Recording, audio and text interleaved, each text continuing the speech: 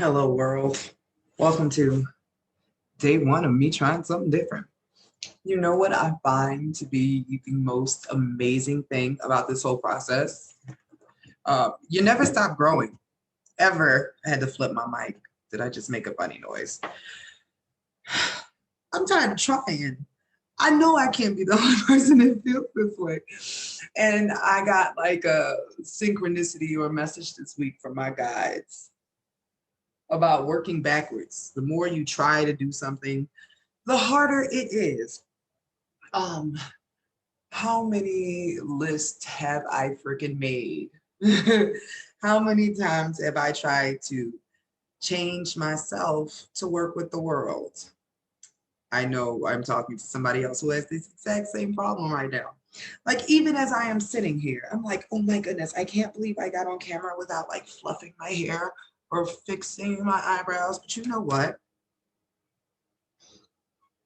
The hardest thing I have discovered is that this actually turns out to be about embracing yourself. I am the type of person that is so good at hard things. Didn't even realize that's a blessing.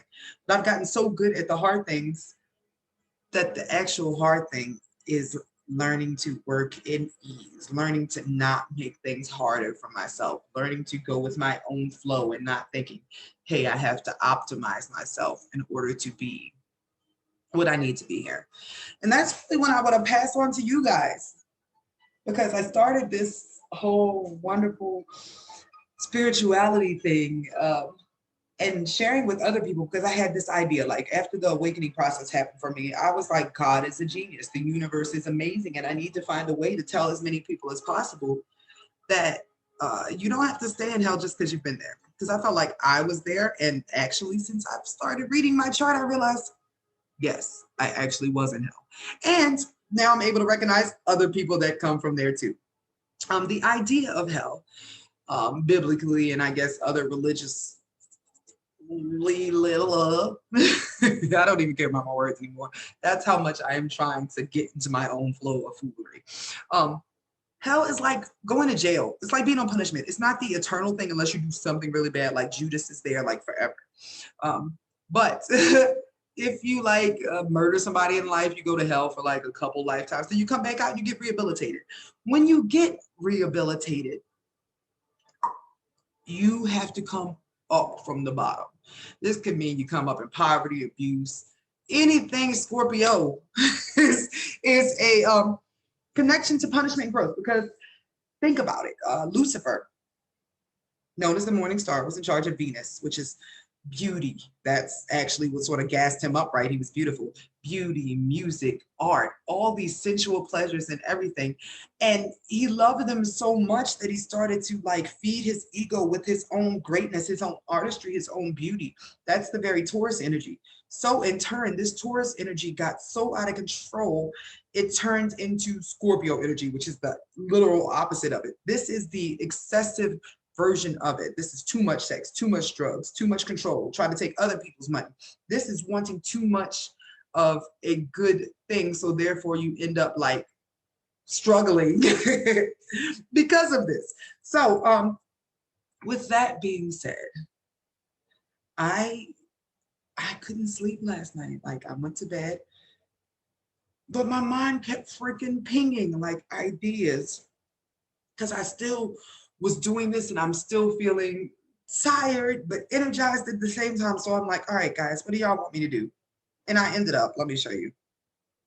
I ended up creating a whole like, I think it's 4 o'clock in the morning. My Xbox randomly comes on to make sure I wake the fuck up, right? Because my guides are like, they're A1, they're on it, but they don't care about sleep. That's not important to them. So last night, I don't think you can see this. I woke up and I ended up like channeling a whole business, a whole syllabus for what I'm supposed to be teaching. I was trying to, I don't want to say I was trying to love and light, but I was trying to make this sort of sugar coated so nobody gets intimidated. And that was diminishing me. Um, Trying to make myself palatable for everyone was diminishing me. And I'm telling y'all this because I know that the people who are meant to find me will understand this message and know that we are a tribe. um, Yeah, it's wild. So I am meant to help the other outcasts. And by outcast, I mean the people who see that living up to what the nuclear family in this life wants you to live up to is not all there is. I asked my husband the other day what he wanted to do as a child. If he could do anything, what would it be? Like, what was it originally? And he said he wanted to sing. And you know what's funny? I thought that's what I wanted too. But then I thought about it like, I started singing and acting and entertaining and getting into movies, all of that, in order to avoid my own loneliness and boredom as a child. What did I actually want to do? When I got my friends together, I taught them and I tried to make potions and do seances with them. So, but what I wanted to do was not work.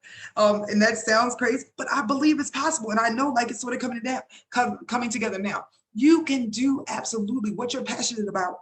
And that's not really work. You're doing what you naturally love. And for me, that means I want to do several things. When I started this awakening, I had this epiphany, this feeling, and I'm like, I think I'm supposed to live a life sort of like Forrest Gump. Like I do different things. I've been a wedding photographer. Now I'm a psychic. Before that, I was like a manager in different places. I've done lots of different stuff, and none of it was fulfilling because sometimes we get these ideas in our mind from our parents. My parents particularly had me, uh, what is the word I want to say? Because I'm very, I don't ever want to filter myself. I hate the fact that I have to think about this, but then I don't feel like hearing anybody's voice later. But like my parents, like, oh my gosh, you said that. But my parents had an idea for me. I don't want to say that they put any pressure on me to be savior for the family or anything, but it really was very structural. I mean, like religion was very serious. I was so indoctrinated, so to speak, that I forgot that you can have sex before marriage. That's how bad it was. And not to say that that's not a thing for everybody, but like my mind was so warped about A, B, C, and D, so that when it got to a certain age, I was repressed, totally repressed, and then I bolted out and did the opposite thing from what I was meant to do. I went out, had sex, partied, all that, and then I ended up getting raped. I got date raped, which I really don't talk about, and I have a child from that date rape. That completely changed the course of my life. And since then, it became a survival game. Just make sure you take care of your child. Make sure you don't fuck up your child like you got fucked up growing up and all that sort of thing. Just all these things that were placed on me that stopped me from thriving. Like literally, I can show you guys now. You see this? These are the babies that have grown back. Since I literally lost my hair for 10 years, I neglected myself. There were times I went like, it's gonna sound horrible, like weeks without brushing my teeth. I can show you how I have lost teeth from self-neglect. At my highest, I got to 450 pounds. I'm now at 350, so that's going well. But just putting myself on the back burner and trying to take care of everybody else, because after I had one child, which was the child of rape, I did have my husband, well, who is my husband now, who was my high school sweetheart. We've been together since 17, but he stayed with me uh, even after we made the decision to keep the baby and do that. And my daughter has his last name, and that is all great. But after that, I felt like obligated that I had to give him a child too. So then we ended up with two, and then we had another one, and then life just, I have four now. But all of that pressure to maintain the family and not be what my parents had been to me, and to have this beautiful idea of husband, wife, perfect kids, house, it was just so much. And I thought it's what I wanted. And it was not until this awakening that I realized that's never what I wanted for myself anyway. I refer to my children as my progeny because they are from me, but not of me. I understand that I'm helping them develop who they are now.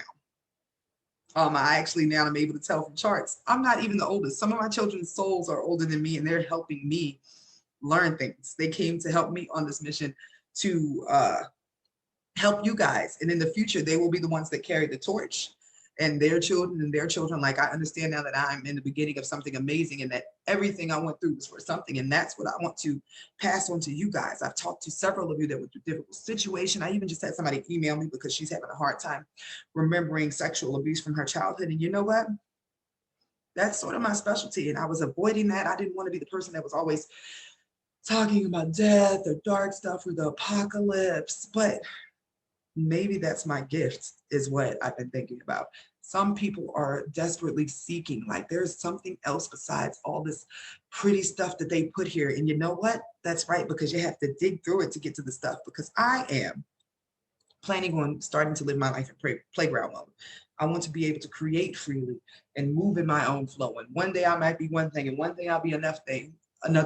But every day I want to be this, at peace, happy in my flow, and spreading that to other people, because I do believe that inspiration matters, and inspiration from a source that you can relate to. So if you are a person who says sorry a lot, if you're a person who hasn't had exactly the best life, if you still have a hard time convincing yourself that anything can get better, if you feel like you are Daria or Wednesday Adam, or you're at the bottom of the pile and you don't exactly fit with the love and light and all that, well, welcome. My favorite color is black. I've been trying to make myself wear every color black. Um, and that's not to say that you can't be happy and embrace your own unique shadow. I am choosing now to wear my shadow on my sleeve, because that's the person that is needed right now. And that's the person I need to be. This is just who I am. And I get to do that. We all get to do that. And that's the lie we've been told, that we're not allowed to be ourselves in our own format. So I have the Academy syllabus up and working. Um, New classes start April 19th. I'm really excited about that and what we're going to do. It starts off with a 12-week program where we actually reset and go through learning how to do shadow work on your own, resetting your mind, body, soul, looking at your daily habits, just really digging through. And we'll even go through your chart and have a Q&A and just really get stuff going, because this is all about self. That's the beautiful thing. Once you fix what's going on in here, and not even fix, just accept and work with, and learning your karma and all that sort of stuff helps too. Because a lot of the stuff that you've endured is related to things you can't even remember, which is a cruel, cruel process. But that is why I'm so happy to be here. Like, my shit was so difficult. I've done regressions, past life karma stuff, all because I knew something was lurking in the background, and it was. I am not meant to be love and light. I am meant to call out your demons and help you make friends with them. So, shadow work, people. We are in Aries season. This is the beginning. This time, we're Aries sun. The sun is in Aries, which is the identity, the focus. That is lighting up your Aries house, along with Venus in Aries. That means your values. This is all about self, learning who you are independently, what you believe, what you will fight for. This is warrior energy. So for those of you with Aries in first, this is about yourself, your vitality. How do you feel about your body? How do you feel about being independent? You are being called to look at yourself and your identity and your ego and who you have been in this world. For those with Aries in second, you are being called to look at your finances. How do you make money? Are you actively working towards your goals? Aries in third, you are learning about your communication. You may have noticed that you come across a little brash, is that the word I want to use, to other people? But you are learning why that's important. If you have Aries in third, you're a Cap rising. This means you came to do business, so therefore you have no space to mince words. Nicki Minaj has this, although she's an Aquarius rising, it's Aries in third. You have no time to mince words, and you got to say what you got to say, and that is going to be tested. How firm you are in your words, and how are you able to balance that with your, what's the word I'm looking for? With your own brand of philosophy. How can you take what you know and share with other people in a firm way that is not offensive? For those with Aries in fourth, you are going to be dealing with taking charge at home and any issues from the past with the violence or loudness or anything that came from your parents having to be a protector, or even doing that in your own home, is going to come up. Those with Aries in fifth, you are learning what your own creative communication is, how to uniquely be yourself and jump out there, to enjoy your relationships more, to be a little bit more of a daredevil, but be careful. For those with Aries in sixth, you are the pioneers. You are developing. You are meant to work on a day-to-day basis with your body, get out into the world and make things happen. You are the action people, the people that are being of service by getting the rest of us going. Aries in seventh, you are going to be taking the reins on your relationship because you are in some ways your own partner because of that Libra in first. But this is about realizing your place in the relationship and the fact that you honestly would have it no other way. Like you chose this chart. You want to be the main person in your relationship that has sort of like a partner that helps you out, but you are the lead. You are the alpha. For those with Aries in eighth, be careful, please. Drive slower, avoid accidents. Aries and eighth is very interesting, but this is a good time for you to get into investments, trusting your gut, finding out who you are by digging through your deep shit, because this is the house of Scorpio. So therefore, you'll be looking through your traumas, through your pains, your struggle, past abuse, anything like that, in order for you to find the purpose and the fuel that you need to push forward. For those with Aries in ninth, that's me. You are discovering what you believe in. Um, and you're going to be tested on these beliefs to make sure that you really, really walk it like you talk it. You are developing independent research. You are looking into new things. You might even start publishing things on your own. For Aries in 10th, once again, you are the pioneer, the fighter, the soldier, the flame in your career, in your work. You should be getting like wonderful ideas about work right now, like pinging nonstop. Make sure to write down your ideas and everything that comes up because you are an originator. You were getting stuff from the beginning. Of course, now a school bus will pop up, right? Anyway, Aries in 11th, watch out for any issues you have with friends, any social comments, any social issues you're dealing with because you are a part of a group of warriors, fighters. This could be soldiers. This could be protesters. This could be people who just write letters. But either way, you are fighting for something and you are fighting for something with the group. And given the state of the world right now, I can see how this is going on. Those of you with Aries in the 12th house, you are going to be dealing with this solo dolo. Any feelings that you have about like hidden rage, not standing up for yourself, not being in charge of your whole life, you are going to have to actually take the time to sit by yourself and let all of that come up. And this is for everybody. It's okay to cry. Crying helps you clear what you need to let it out. Although during Aries season, I don't know if you'll be crying as much as you will be fighting with yourself, possibly with others, with your goals, with your mind, like I'm doing. But this is a great time because fire is under your ass. This is the energy that you need in order for action to happen. Mars is being activated while this energy is lit up, along with the house that Aries is in your house. My Mars is in 12th. That means research, dream world, all of that stuff. I'm exhausted.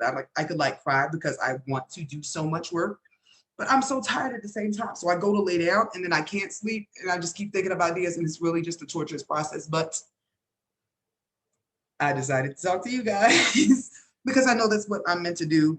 And you sort of just gotta go with your flow, go with your gut. Journal your dreams, write down the angel numbers or look them up when you see them because they really do have a different message every time you have angel numbers. Start thinking of life more like Final Destination. Just exclude the death part. Think about the universe as a playmate. It is working with you. It is having a dance. The universe wants to see what you can create and it's willing to give you the tools to do it if you're willing to jump out on faith and get it done. So this video was me jumping out on faith. I've been trying to figure out my brand and be more palatable and all that. And that's not it. That's the opposite of it. Some days you guys might see me dressed up, shades, outfits, makeup, because Leo in 12. Sometimes that's comfortable. But for the most part, I am a hippie. And I just want to be a hippie that helps other people be hippies and hang out and talk about cool stuff and not be ashamed to talk about your trauma. Do you ever go to talk about something that hurts you or something that you've overcome and then the whole room gets quiet or you're like, because everybody realizes like it's really bad for them, but you have sort of dealt with this. I am the person who can deal with anybody's sad or traumatic stories. That's sort of where I'm from. That is the base of who I am and what I am evolving from. And I realize now that is so much of a blessing. I survived. And now I have the tools to help other people survive and thrive too. So over the next couple months, I am actually taking the time to do what I'm supposed to purpose-wise, just making these videos and talking to you guys because it's great for me and it's great for you guys because we get to go back and forth and just like not feel alone in this place where everybody looks like they have it together. I mean, look at the internet. When you share something sad online, everybody gives you the freaking caring emoji or tells you to keep your business offline. But then if you share all your happy things all the time, that's not a real version of you. And then everybody shares only their happy shit and you never know, like, it makes you feel some type of way about yourself. And there's totally a connection to the internet creating this idea of what you need to be. I've actually been working on staying offline more, controlling the music I listen to because music controls your frequency. You can choose what you program in your computer. You can listen to vibrational frequencies at night that make you smarter. Literally, you can look up any vibration as a frequency to sleep to, and it tunes your radio, it tunes your brain. What I listen to, I'm not watching much TV. And if I do, it's positive TV or somebody teaching something. I have a whole shelf of books that I do in my downtime. There is nothing wrong with rest. Some of us don't know how to chill and just like, we keep going. So I am learning how to chill because all this other stuff, all this difficulty, I know how to do. And teaching, I know how to do. I'm so happy that I got to this point, but I personally am having to learn how to enforce everything I know and use for you guys on myself. So I'll be doing surgeries. I'll be getting my teeth fixed, just repairing the damage that was done when I was living my life unconsciously. And some of you are still living your life unconsciously and you're just realizing, hey, I can take the wheel. I would like to help you take the wheel. So today's assignment, where do you feel out of control in your life? Because that's what Aries season is about. These are the beginning degrees. So it's a little immature. You might be feeling frustrated, angry, like, why is my life going like this? Things are not the way I'm supposed to. But by the end of this Aries season, when the degrees get bigger, you will be a soldier. That's what this is about. Going from the whiny brat having the Aries tantrum because me, self, versus the soldier who gets stuff done with no help. Like help is nice, but this Aries energy is definitely going to help you achieve way more than any of the other energies. Because when that Taurus energy hits, you will have the opportunity to reap the rewards of all the work you've put in since January. And I am very much looking forward to hearing back from you guys. Let me know if you have any questions. This was Aries season and shadow work and all the stuff that has been put on my heart to say today. And I look forward to doing more videos more often because I prefer to talk to people and stuff. I'm actually going to change my whole process with readings. It's going to be a list of 4 very specific types of readings because I know that the time has come for me to be more of a teacher to others who will be future readers than me being an individual reader myself. So the prices and things will change. I had to look at my calendar. April 1st, new prices will start there as I lead towards teaching more. You'll see more videos. Lots of great stuff on the way as I get to fully be myself and really enjoy this process because sometimes work can feel like working is not supposed to. This is supposed to be amazing. And man, this is magic. How fucking amazing is this? So thank you all for giving me this opportunity to be a part of your lives and to help you learn what I have learned. You are in control of your shit.